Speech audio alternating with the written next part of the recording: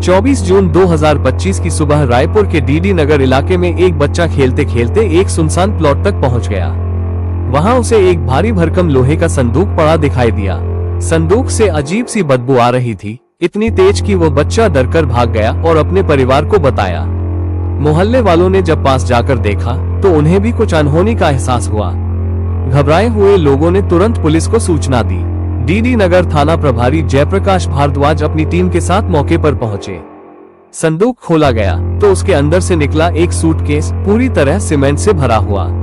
Suitcase को तोड़ा गया और तब पूरे इलाके की रूह कांप गई। उसमें एक इंसानी लाश बंद थी, गर्दन कटी हुई, बदन पर सीमेंट की परत चढ़ी हुई। ये लाश थी किशोर कुमार पैकरा की, जिसकी हत्या इतनी बेरहमी से की गई थी कि पुलिस भी कुछ देर तक खामोश खड़ी रह गई। ये कहानी है लालच, साजिश और इंसानियत के कत्ल की, रायपुर के सीमेंट ट्रंक मर्डर केस की।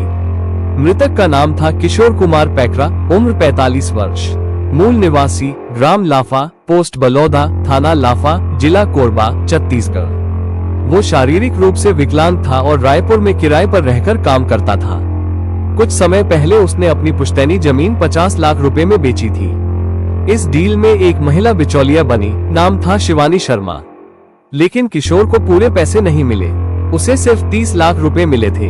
जब उसने बाकी 20 लाख रुपए की मांग की तो उसकी जान ही ले ली गई। जांच में पता चला कि किशोर अक्सर रायपुर के डीडी नगर में स्थित एक फ्लैट में आता जाता था।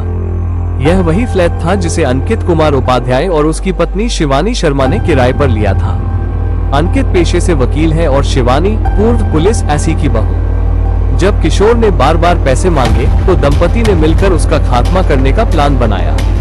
21 जून की रात किशोर को फ्लैट पर बुलाया गया, उसे खाना खिलाया गया और फिर पीछे से उसका गला रेत दिया गया।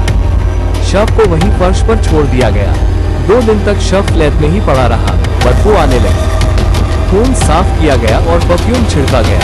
22 जून को आरोपी दंपति ने एक बड़ा लोहे का ट्रक खरीदा और सीमेंट की बोरियां लाई। शव को प्लास्टिक में लपेटा गया, फिर एक बड़े सूटकेस में डाला गया। सूटकेस को ट्रंक में रखा गया और ऊपर से सीमेंट भर दिया गया।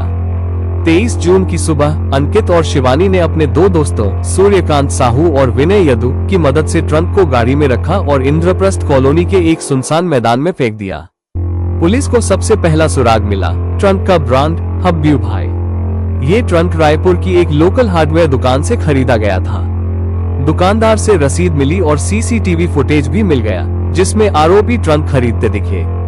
इसके बाद मोहल्ले के एक कैमरे से वो फुटेज मिला जिसमें कार से 2 लोग संदूक लाकर फेंकते नजर आए। चेहरे साफ थे, अंकित और शिवानी। अब पुलिस को यकीन हो गया था। 23 जून की रात पुलिस को जानकारी मिली कि आरोपी दिल्ली एयरपोर्ट से भागने की कोशिश कर रहे हैं। एक टीम तुरंत रवाना हुई और दोनों को दिल्ली एयरपोर्ट से गिरफ्तार कर लिया गया। रायपुर लाकर जब पूछताछ की गई तो दोनों टूट गए और अपना गुनाह कबूल कर लिया। पूरे केस की निगरानी कर रहे थे डीडी नगर थाना प्रभारी जयप्रकाश भारद्वाज। आरोपियों की निशानदेही पर पुलिस ने वो सूटकेस, खून सना चाकू, प्लास्टिक सीट और सीमेंट बैग भी बरामद किए। घटना में शामिल सूर्यकांत और विनय यदु को भी गिरफ्तार कर लिया गया। चारों आरोपियों पर बीएनएस यानी भारतीय न्याय संहिता की धारा 101 हत्या, धारा 109 षड्यंत्र और धारा 201 सबूत मिटाने का आरोप लगा है।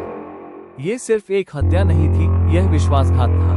एक विकलांग आदमी से पहले उसका पैसा छीना गया, फिर उसकी जिंदगी, और अंत में उसकी लाश को ट्रंक में भरकर सीमेंट में दबाकर शहर के कोने में फेंक दिया गया। लेकिन पुलिस की सतर्कता और तेज कार्रवाई ने 48 घंटे में इस